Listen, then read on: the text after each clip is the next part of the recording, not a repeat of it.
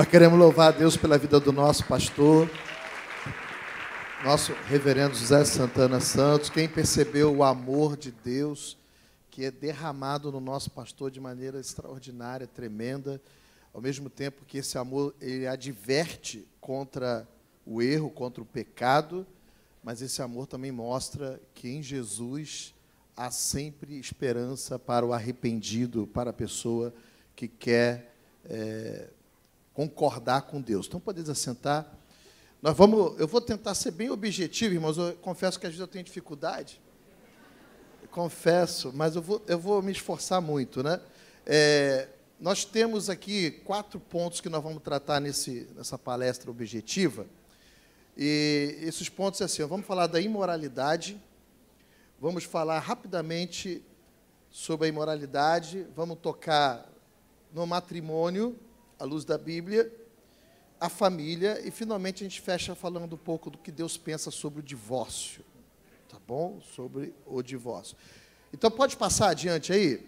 Alguém tem dúvida? Não, volta. Alguém tem dúvida? Eu coloquei as passagens aqui, que ajuda a gente, você pode ler ali no slide. Quem não conseguir ler, está aí, ó, 2 Timóteo. Alguém tem dúvida que nós já estamos nesse tempo?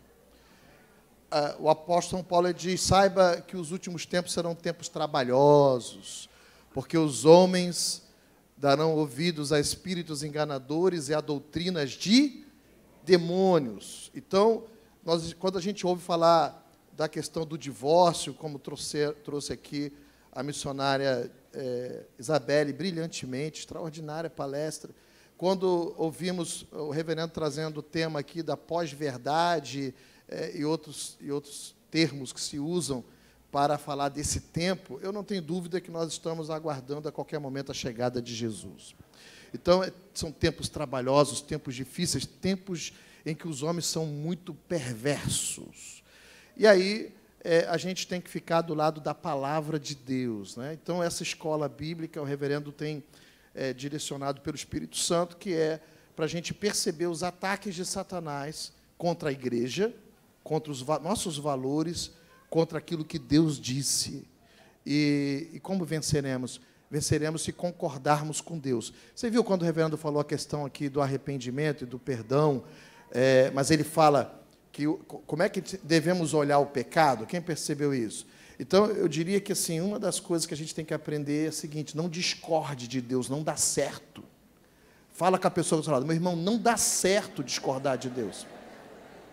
Porque o arrependimento é mudança de mente, e significa que eu começo a concordar com Deus. Deus diz que eu sou pecador, eu tenho que concordar com Deus. Amém? Discordar de Deus nunca deu certo para ninguém. Tá? E vamos falar, então, sobre a questão da área sexual. Pode passar. A sutileza de Satanás atacando a igreja com a imoralidade sexual. Meu irmão, quem fez o sexo foi Deus. Deus que criou todos os mecanismos de respostas do corpo, seja psíquico, e seja físico, seja emocional, seja o que for, Deus criou tudo isso. E Deus fez o homem conforme a sua imagem. Se você conhece a Bíblia, você sabe o seguinte: Deus, quando disse assim, produza a terra, toda sorte de aves, e o céu ficou lotado de aves. Quando Deus disse assim, produza os mares, peixes, cardumes, enxames de peixes surgiram. Quando Deus diz, produza a terra, erva, o planeta ficou esverdeado. Quando Deus produziu a vida, Deus fez isso de maneira instantânea, e Deus povoou o mundo de seres vivos. Mas quando fez o homem, não foi assim. Quando Deus fez o homem, não foi assim. Deus fez um homem, um só. Depois, da costela desse homem, Deus forma a mulher. E Deus dá a eles a capacidade de fecundação, Deus diz, sede fecundos. E diz que Deus fez o homem conforme a sua imagem e semelhança. Então, vamos lá. Quando Deus faz desta forma, Deus tomou para si o homem. O homem foi criado para Deus, ponto. A vida do homem deve ser guiada pelo que Deus diz. É assim. Tá? Deus é que define as regras. E na vida sexual, você é um ser, você é macho, você foi criado por Deus macho ou fêmea. Então, aí a sexualidade é um dom, é um presente que Deus te deu. Você já chegou ao mundo, nem sabia, mas já estava lá os documentos. Certo? Porque Deus que deu. Agora, eu vou te dar uma notícia. É Deus que dá as regras. É Deus que dá as regras. Ah, pastor, eu não aceito, eu acho que é o instinto, eu tenho que dar vazão aos meus impulsos e tal. Não, não é você que dá as regras, é Deus que dá as regras.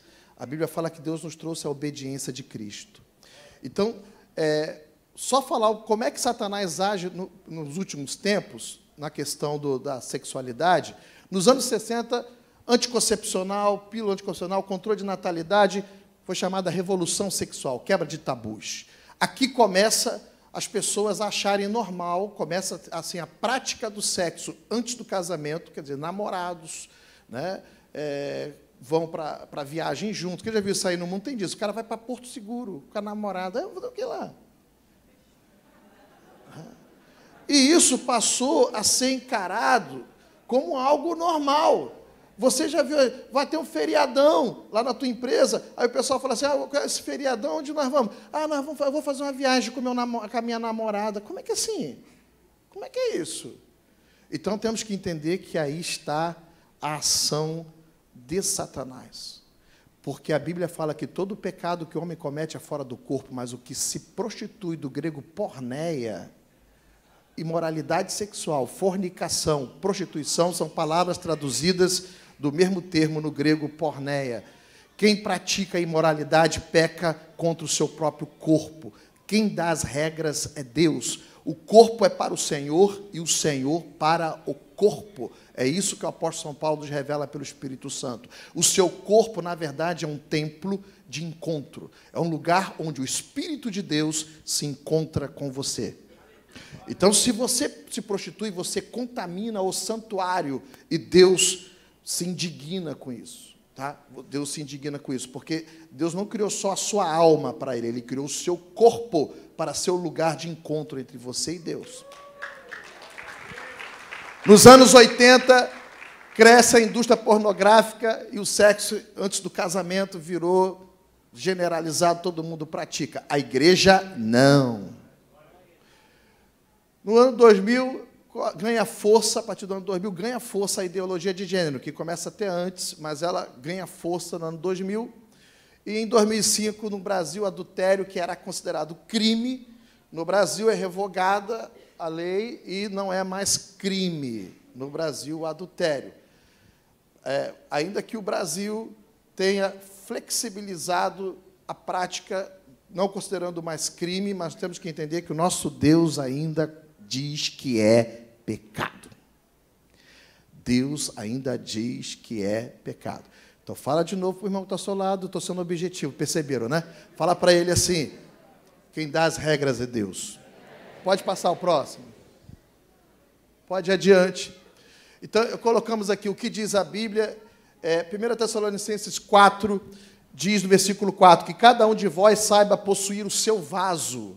É uma metáfora relacionada ao corpo. O corpo é um vaso, onde está o óleo, onde está a vida, né? Onde está o Espírito Santo. Em santificação e honra, que cada um, e não na paixão da concupiscência, como os gentios que não conhecem a Deus.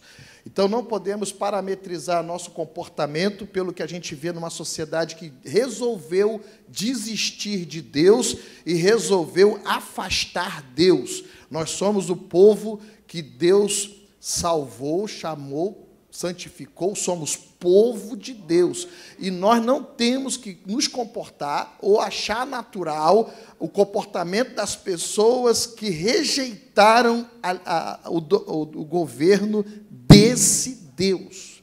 Temos que dizer para todo mundo, olha, quem manda em mim é o meu Deus. Quem manda em mim é o meu Jesus, Ele me comprou. Vamos adiante. Próximo, olha. Romanos 1, 21 a 27. Aí eu queria chamar a atenção, eu não vou detalhar, mas quem conhece essa passagem, o apóstolo São Paulo, ele pelo Espírito Santo, ele vai falando da depravação no processo gradativo. Ele fala, né, as mulheres mudaram o modo natural de suas relações íntimas por outro contrário à natureza, entregaram-se às paixões, às concupiscências, a atos, né, depravados, e Deus entrega porque eles rejeitaram a Deus.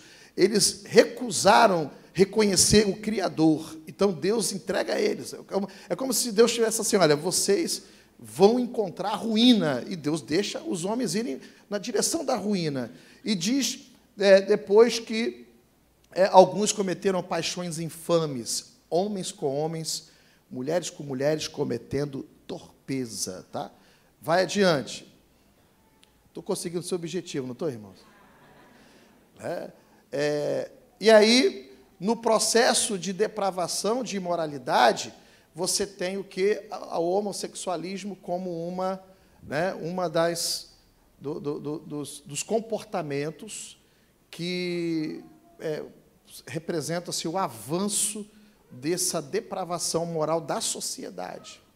Então, para nós, vamos entender isso aqui, homossexualismo. Para nós, o homossexualismo é pecado, tá? É pecado. Como são pecados todas as outras práticas sexuais não autorizadas por Deus nas Escrituras. Então, é pecado, o homossexualismo é pecado? É pecado. Mas namorados praticarem sexo é pecado. Alguém que encontrou numa festa, alguém foi para um motel, é pecado. Nós temos que entender que é pecado. Então, não é só o homossexualismo, o pessoal às vezes fica querendo ficar ofendidinho porque a gente está falando isso, mas é Deus que diz. Certo? É Deus que diz.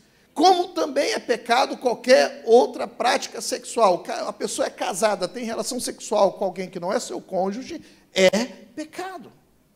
É pecado. Né?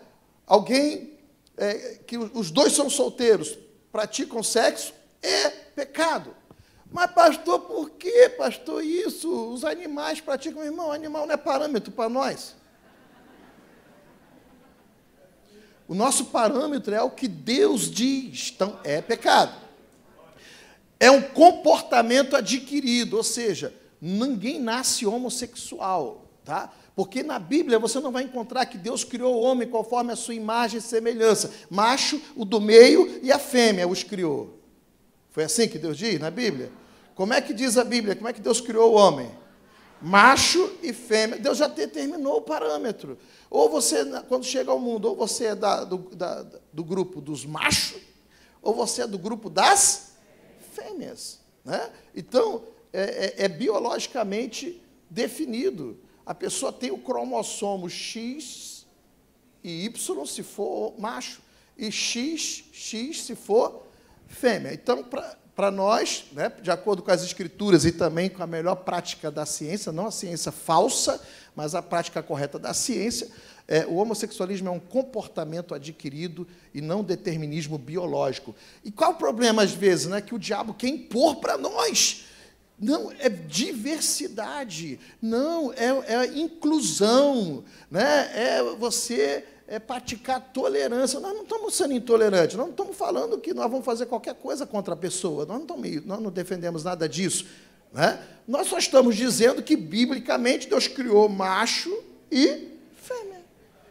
E a minha mente não pode discordar de Deus. Vou falar de novo, né?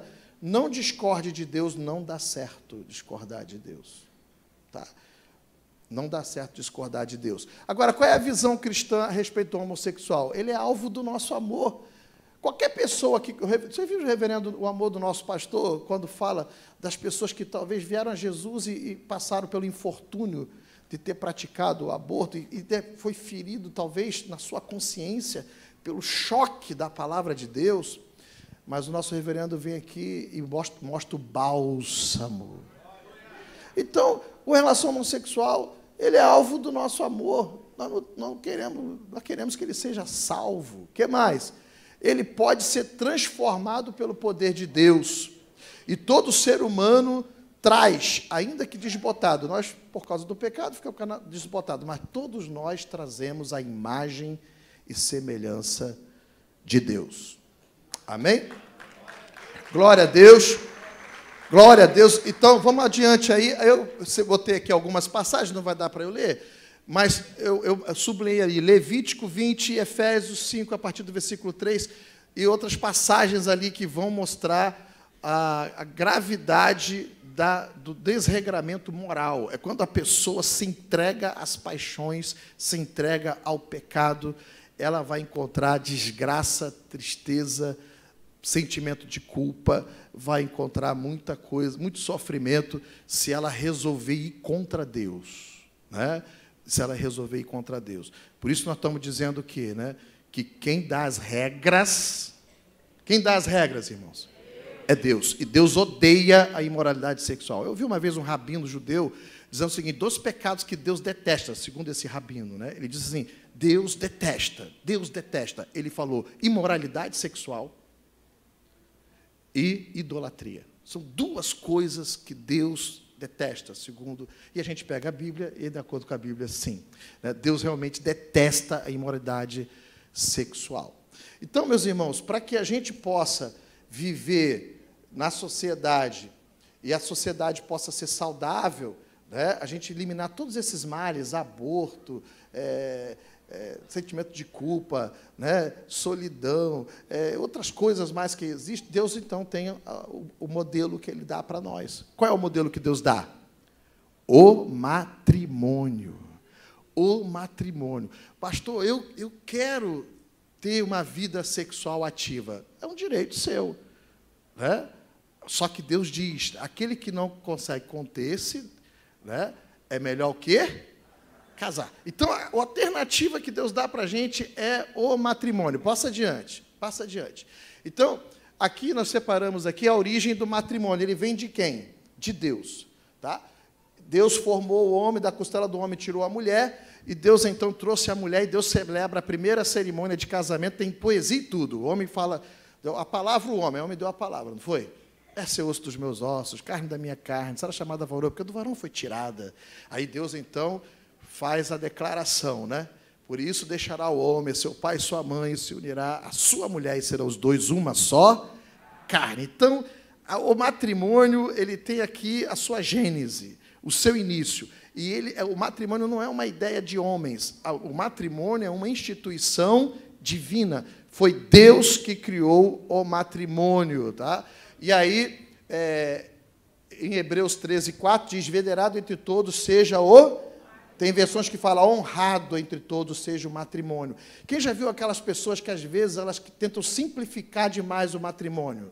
Cuidado com isso. Não tem, eu dou aula representando o nosso reverendo do CPM, às vezes o pessoal fala assim, como é que vai ser o seu casamento? Vai ter festa? Aí a pessoa, não, vai ser só uma coisinha em casa. Eu falei, mas por quê? Eu pergunto. Não, é obrigado? Não é obrigado, mas eu só entender por quê. Porque essa diminuição da honra do matrimônio. Jesus foi a uma festa de casamento em Caná da Galileia, e Jesus até ajudou eles a festa a continuar. Ele transformou a água em vinho. Então, essa coisa de tentar desvalorizar ou tirar, né, a honra devida ao casamento, ao matrimônio, é um ataque sutil de Satanás. Tem gente que acha que não precisa nem de vir no altar, pode ser lá no cartório. Por que não perceber ou não dar a Deus a honra? Porque Ele que criou o matrimônio. Por que não comparecer no altar? Por que não vir diante de Deus? Por que não receber a bênção do pastor? Por que essa coisa? Então, sutilmente, às vezes, até dentro da cabeça de alguns crentes, de algumas pessoas, é um comportamento de desvalorizar o matrimônio, de tirar a honra do matrimônio. O casamento deveria ser, todo mundo se preparar para aquele dia, né, e ser uma festa, ser uma celebração, ser um acontecimento, nem que seja para aquela família, mas tem que ser um acontecimento. Porque venerado entre todos seja o matrimônio, porque é o único ambiente onde o coito é sem mácula, porque no grego é coitos, e o coito sem mácula, ou seja, a relação sexual sem mancha. Não existe relação sexual pura em outro contexto. Não existe, tá? Não existe. Não existe. Só tem um ambiente onde o ato sexual não contamina o homem. Só tem um ambiente, no leito conjugal. O marido, no momento de intimidade com a sua esposa.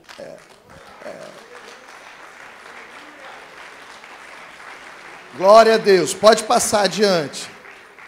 Então, assim, que a gente aprende aqui com o nosso pastor, eu botei só na forma de tópico, só para a gente ficar aqui bem firmados, o matrimônio, à luz da Bíblia, como é que ele é? Ele é divino, foi Deus que instituiu.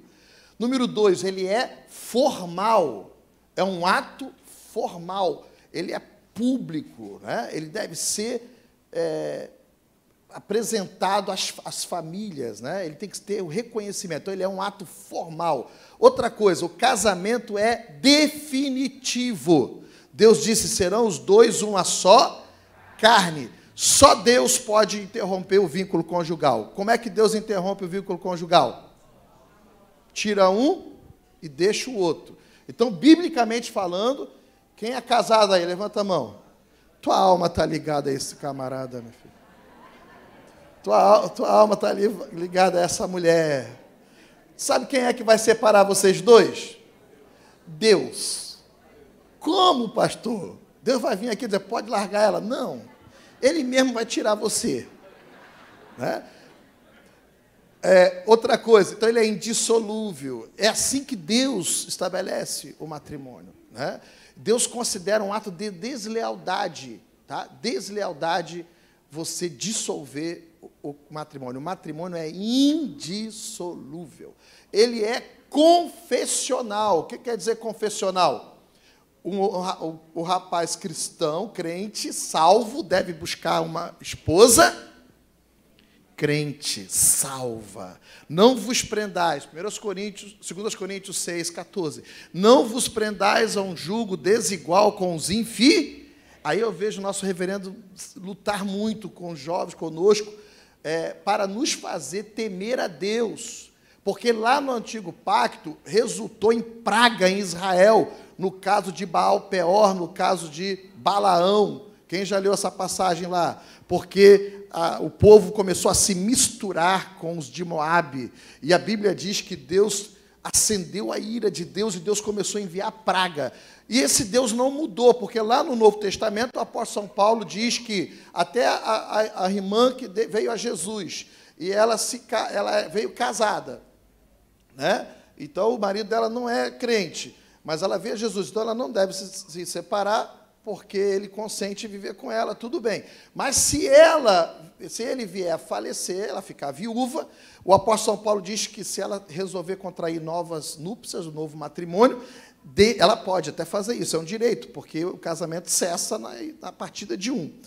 Mas que seja no... Então, casamento, meu irmão, de um crente, de uma moça crente, é com um rapaz crente. De novo, irmão, quem dá as regras? Quem dá as regras? É Deus. E Deus quer para si, eu vou não dá, o tempo é exíguo, mas eu vou só dizer o seguinte, Deus busca a descendência piedosa, a gente vai falar daqui a pouquinho da família. Então, quando Deus exige que tanto o homem quanto a mulher sejam pessoas que o sirvam, Deus está trabalhando a próxima geração e a próxima geração.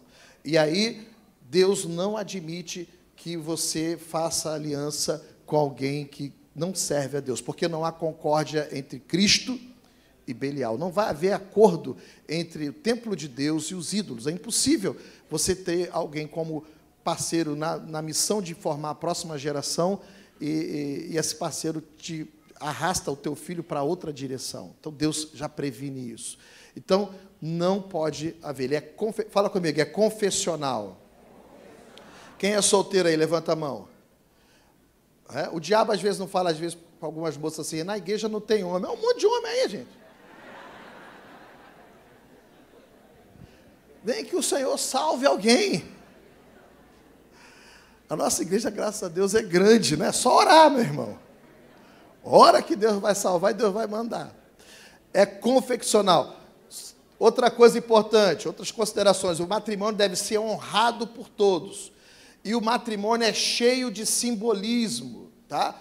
Deus se dirige a Israel, chama de sua esposa. Deus, no Novo Testamento, a igreja é descrita como a esposa do Cordeiro, ou a noiva. Né? O Espírito e a esposa dizem, vem, ora vem, Senhor Jesus. Jesus conta a parábola das 10 virgens, E Jesus se apresenta como noivo que vem buscar a noiva. Né? O noivo que vem buscar a noiva. Então, no matrimônio, assim, irmão, tem muito simbolismo de Deus dentro da vida conjugal. Tá? Vamos adiante. Então, matrimônio, todo mundo entendeu esses pontos? Então, o casamento ele é formal. Deixará o homem seu pai e sua mãe. É um ato definitivo. Deixou o pai e mãe. Se unirá à sua mulher. Quer dizer, olha que coisa interessante. Você não pode fazer sexo com qualquer pessoa. Né? Você pode fazer sexo com alguém que se tornou sua mulher. Quem percebeu o caráter peremptório, o caráter definitivo disso? Quem percebeu? Assim, ela vai ser sua, meu irmão. Eu brinco com o pessoal no CPM e falo assim, ó, quando eu levantar a mão, o reverendo me orienta muitas vezes a fazer cerimônia, eu falo, vou levantar minha mão.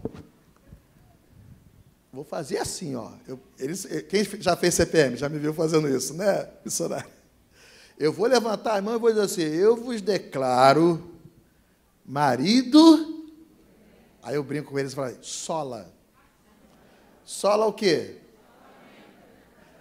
A mulher é tua, vai amá-la, e amor não é mais uma opção, é uma ordem.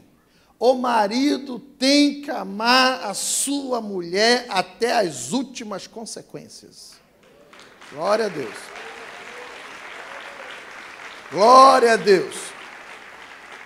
Então, vamos adiante, vamos adiante. Volta aí, volta. Então, vamos lá. No tema da família, veja se está antes disso aí ou está depois. Divórcio está depois. Então, vamos voltar rapidinho, vamos falar do divórcio. Por que nós precisamos tomar muito cuidado dos ataques de Satanás contra cada um de nós, seja pela imoralidade sexual, seja pelo desprezo ao matrimônio e pela falta de dar ao matrimônio a honra que Deus manda, né? E também nós temos uma outra forma de atacar a família, que é a banalização do divórcio. Então, pode passar aí. Quando você lê Malaquias 2, eu não vou ler todo o texto, mas tem um versículo aqui, ó. Porque o Senhor, o Deus de Israel, diz que odeia o divórcio. Então, fale com a pessoa que está ao seu lado. Deus odeia o divórcio. Ele odeia, Deus aborrece o repúdio. Deus detesta isso, tá? Isso tem que entrar na nossa cabeça. Deus detesta o divórcio. Quando Jesus foi instado a falar sobre o divórcio, Jesus, ele volta lá no Gênesis, ele diz, porventura o Criador não fez macho e fêmea e disse, por isso deixará o homem, seu pai, sua mãe, unirá a sua mulher, serão os dois uma só carne, portanto já não são dois, mas uma só carne. Por isso aquilo a que Deus uniu, não separe o homem. Então nós vemos que Jesus, né, ele também, né, ele é Deus, mas está aqui, tornou-se homem, e ele vai de novo mostrar que o divórcio é detestável. E aí, no Brasil, passa adiante aí, aspecto legal, no Brasil, olha, em 1977, a Lei 6.505 permitiu o divórcio, porque até então, no Brasil, o casamento, não existia lei de divórcio. O cara casou, o que havia era o desquite. Quem é mais velho aí deve lembrar do tempo, a pessoa separava, tinha o desquite, mas a pessoa desquitada, se unisse a outra pessoa, isso seria concubinato. A pessoa vivia como concubinato, e os filhos não eram considerados filhos legítimos, eram considerados como se fossem filhos fora do matrimônio, porque o matrimônio, até essa lei, né, o Brasil não tinha respaldo legal para o divórcio. Mas aí veio essa lei, em 1977, e aí começou, então, a poder ser a poder as pessoas divorciarem. A Constituição de 88 tornou a coisa mais simples ainda. Hoje, se houver consenso, as pessoas podem se divorciar e casar quantas vezes quiser, e sempre um novo matrimônio, um novo casamento, e isso no Brasil virou banalização desse tema, que é um tema muito horrível, né? Mas no Brasil virou uma coisa simples. A pessoa casa e descasa quantas vezes quiser. Então, para o aspecto legal, a lei brasileira, ela diz que as pessoas podem se divorciar. Ainda mais se houver acordo, se a divisão do patrimônio, dos bens, se não houver filhos, a coisa é muito simples de resolver. Só que, quando você olha para o aspecto moral, né, quando você olha o aspecto moral do divórcio, ainda que a lei brasileira flexibilizou e torna muito simples essa decisão e partir para isso, temos que entender que, pela Escritura, Deus odeia o divórcio. O divórcio, ele será sempre uma tragédia lamentável. Sempre. Fala com a pessoa que está falando assim, divórcio é trágico sempre, mesmo quando ele cabe nas situações de exceção. A gente tem aprendido com o nosso pastor que, primeiro, todos nós pastores detestamos o divórcio. Eu já vi várias vezes o reverendo lutar para salvar casamentos aqui. Eu sento do lado dele, eu fico aprendendo com o nosso pastor, ele chama os casais e ele luta para salvar o casamento. Certo?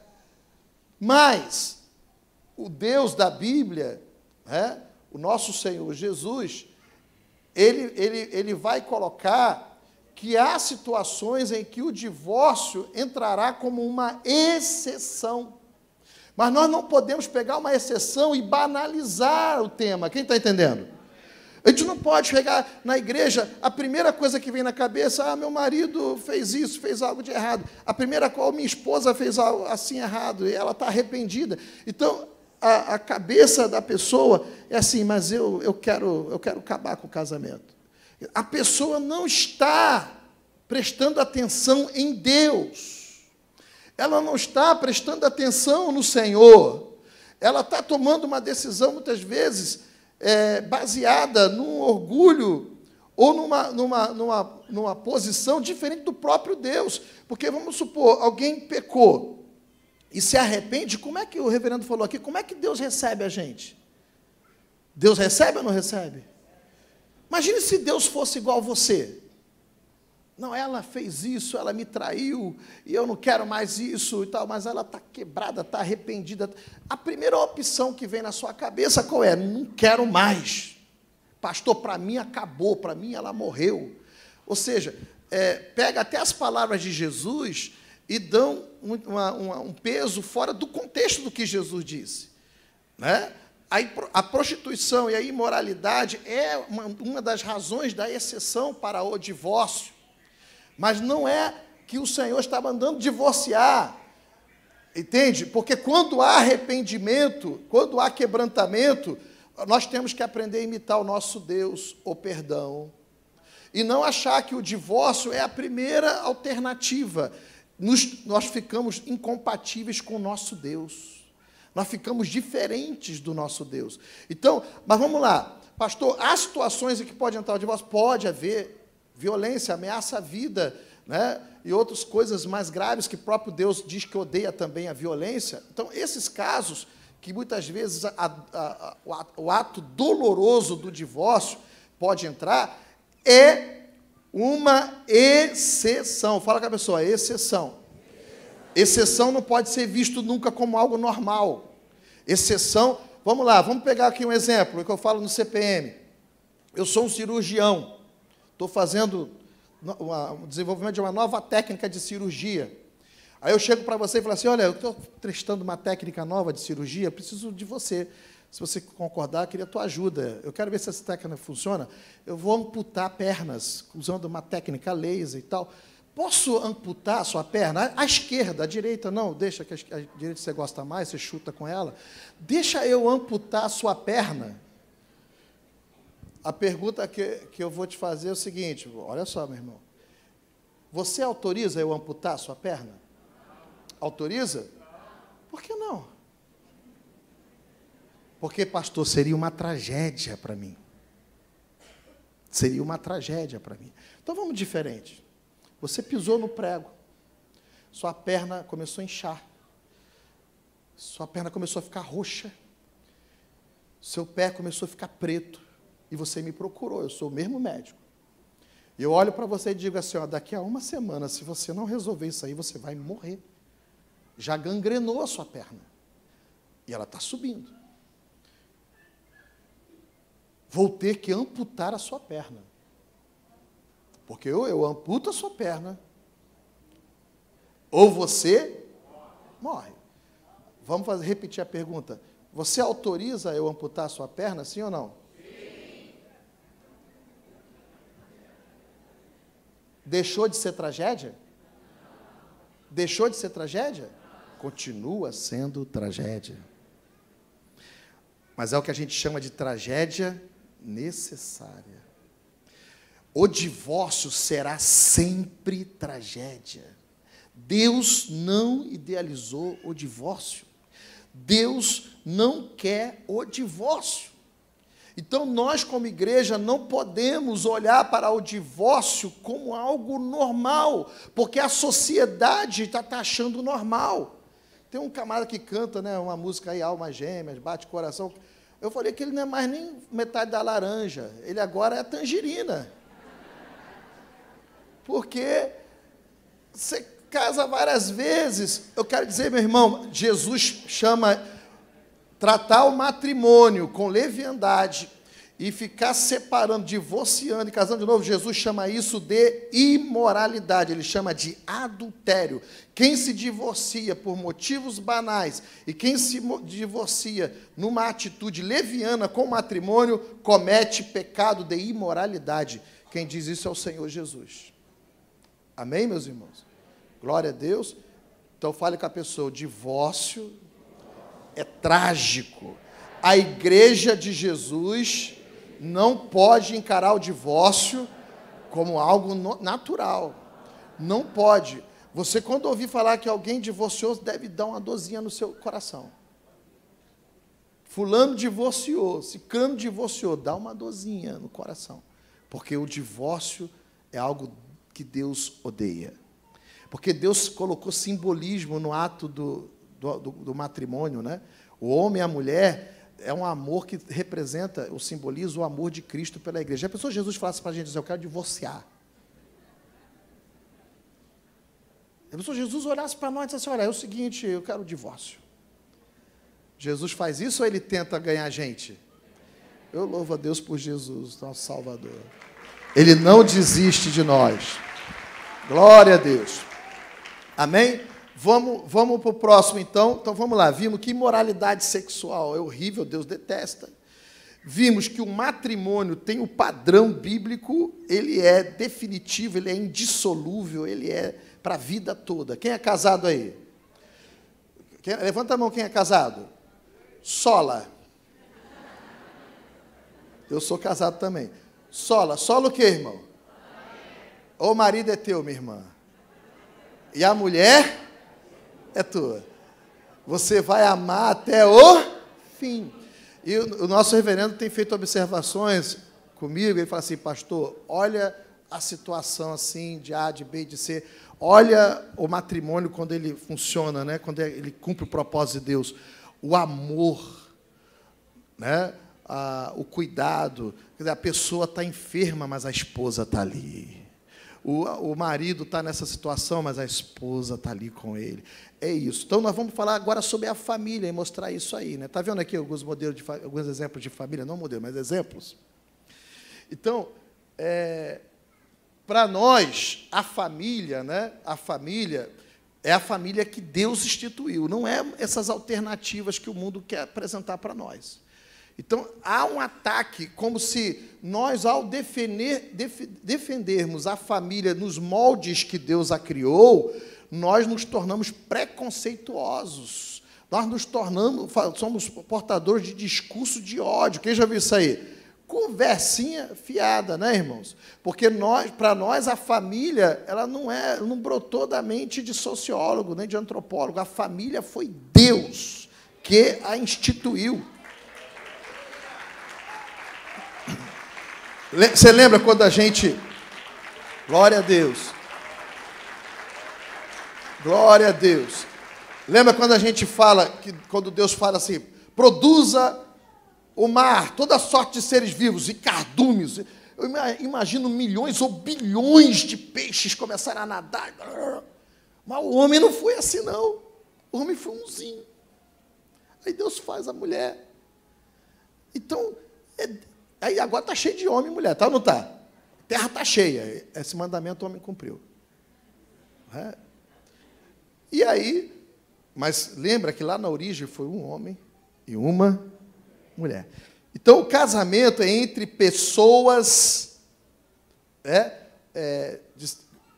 pessoas de heterossexual, né? Pessoas de sexo diferente, macho e fêmea. Mas o Supremo Tribunal Federal reconheceu a união homoafetiva como núcleo familiar, como qualquer outra, em maio de 2011. Olha o Supremo Tribunal Federal legislando, ele não tem essa... Quem votou no Supremo Tribunal Federal? Quem votou no Barroso?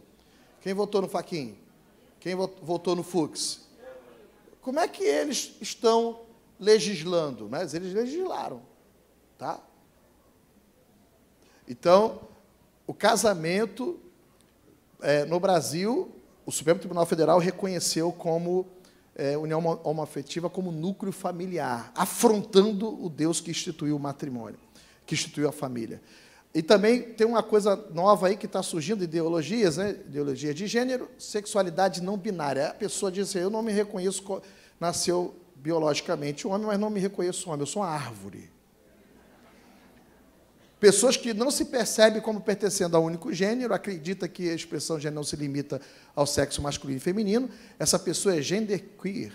Isso contradiz o que diz a Bíblia, a negação das leis biológicas que definem o sexo masculino e feminino. Vamos adiante. Agora, vamos ver como é que é a família na Bíblia. A família ela é instituição divina, tá? Instituição divina. É a primeira instituição da humanidade, né? Depois vai surgindo outras instituições, mas a primeira é a família. A família ela começa no matrimônio. A pessoa vem querer ver o casal aqui quando vem no altar. Está começando uma família, está surgindo uma família, né? É no casamento que começa. O casamento, de acordo com a Bíblia, ele é monogâmico, ou seja, o homem deve ter uma única mulher. Paulo, escrevendo a Timóteo, diz que até os pastores, né, que os bispos sejam maridos de uma só mulher. Está aqui estabelecido o padrão. Adão, não foi Adão, Eva, Joaquina, não, foi Adão e Eva. Então, padrão pelo Criador. Então, é monogâmico, indissolúvel, confessional e heterossexual. Está aqui o padrão de Deus. Se alguém quer saber, esse é o padrão de Deus da família. Qualquer outro modelo diferente desse não é o padrão de Deus, tá? O padrão é heterossexual, é um macho e a fêmea. Ali tem as passagens bíblicas, Deus criou o homem conforme a sua imagem, macho e fêmea os criou. Ele é indissolúvel para a vida toda. Ele é confessional. Quem entendeu o que é confessional? O que significa confessional? Você que é crente vai se casar com a moça crente. Quem já ouviu falar em casamento misto? Isso é uma afronta ao nosso Deus, tá, irmãos? Tá? Isso é uma afronta. O Espírito de Deus tem ciúmes. Nós fomos salvos, fomos comprados, pertencemos a Deus. E aí a nossa vida deve ser para a glória de Deus. Então, quando você escolhe alguém para casar, tem que ser alguém que conheça o mesmo Jesus. Alguém que ama o mesmo Deus.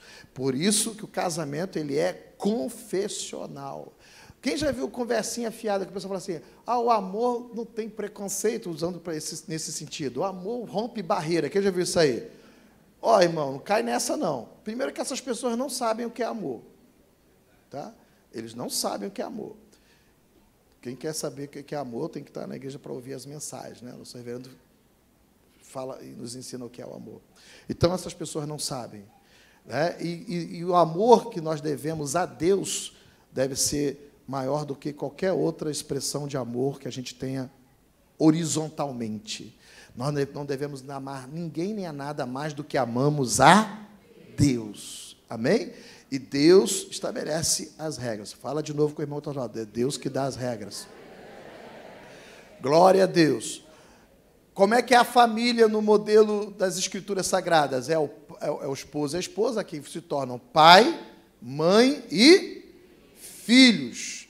Tá? Pai, mãe e filhos. E a família é chamada de célula máter da sociedade. Ou seja, quem já estudou um pouco sobre o corpo humano? Você é constituído de alguns bilhões de células, não é isso? Bilhões de células. Então, essas células, elas são chamadas, eu aprendi isso em aula de biologia, é a unidade morfológica e fisiológica, morfo e fisiológica dos seres vivos. Por que morfo e físio? Morfo porque tem forma. Cada célula nossa tem forma. E por que ela é fisiológica? Porque ela tem função. Cada parte do nosso corpo é constituída de células microscópicas que têm forma e função. Então, na verdade, cada célula ela é uma mini fábrica de vida. Ela é viva.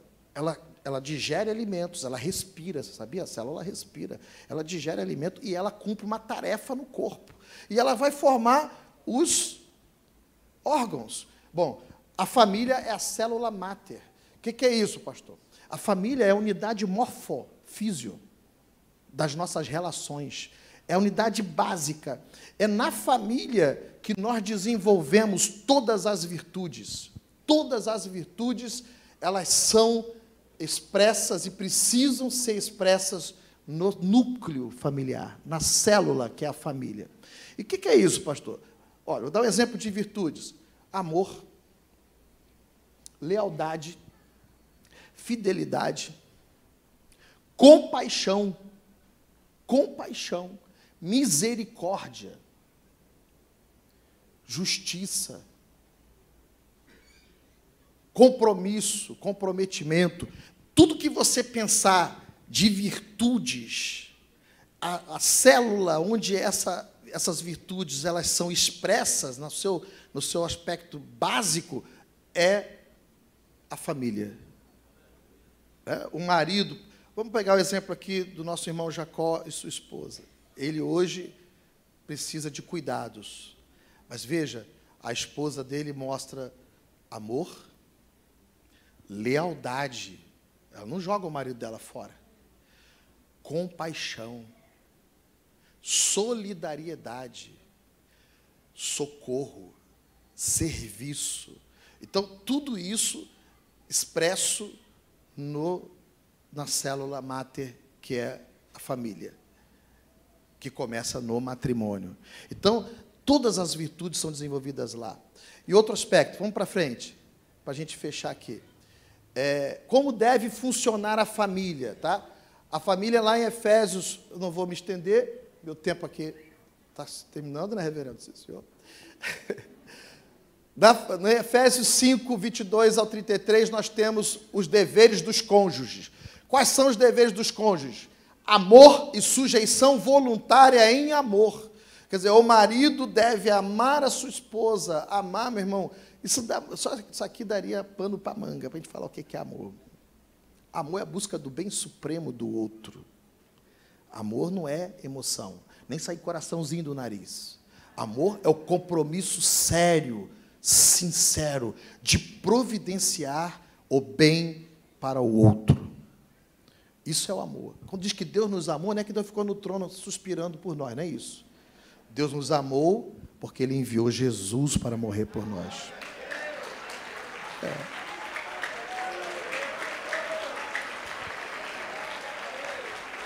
Glória a Deus. Deveres dos cônjuges, amor e sujeição voluntária, né? Sujeição. Mulheres, sede sujeitas aos vossos maridos, para que a família não tenha abalo, ela tem que funcionar. Jesus disse, casa dividida não subsistirá. Então não há competição de poder. O que há é o amor do marido e uma sujeição voluntária da esposa em amor. não é nenhum atestado de incapacidade, de superioridade, de inferioridade, nada disso. É uma sujeição voluntária em amor para que a família funcione. E depois, o Senhor, a palavra fala sobre os deveres dos filhos. O que devem os filhos? Efésios 6 diz que os filhos devem obedecer a seus pais no Senhor, porque isso é justo. Honra teu pai e a tua mãe, é o primeiro mandamento, com promessa para que te vá bem e seja de longa vida na terra que o Senhor teu Deus te dá. Então, os filhos devem aos pais obediência e honra. Devem honrar. A gente, quando está vivendo com os nossos pais, a gente deve a obediência. Mas quando a gente... obediência e honra. Mas quando a gente se casa, se torna adulto, a honra nunca deixa de existir. E quais os deveres dos pais em relação aos filhos? O Senhor fala, Deuteronômio 6, essas palavras que te ordeno estarão no teu coração, e tu as intimarás a teus filhos, delas falarás assentado em tua casa, andando pelo caminho. Então, os pais são os tutores, são os responsáveis de transmitir a herança espiritual aos seus filhos. Tem pais que querem transferir isso para o professor na escola, quer transferir isso, às vezes, até para o pastor. O pastor, ele ajuda. Mas quem tem a credibilidade no coração da criança, o pastor vai ter se a criança perceber que você dá essa credibilidade ao pastor. Mas se você, por exemplo, aquele tipo de pessoas que às vezes critica o pastor na frente dos teus filhos, o pastor não tem credibilidade perante os teus filhos. A gente vê, né, reverendo, os filhos, quando são criados de maneira do temor de Deus, é a maneira como as crianças tratam o reverendo. Você já viu? Como é que as crianças ficam com o reverendo? Então, você vê que aquilo ali já é uma repetição do comportamento que eles observam nos pais. Então, os pais são responsáveis, não adianta. A criança tem o instinto. Quem é o dono da verdade? Quem é a pessoa mais sábia do mundo? Na cabecinha de uma criancinha de 2 anos, sabe quem é? O pai e a mãe. E Deus deu isso para quê? Para você fazer isso. Em nome de Jesus. Glória a Deus.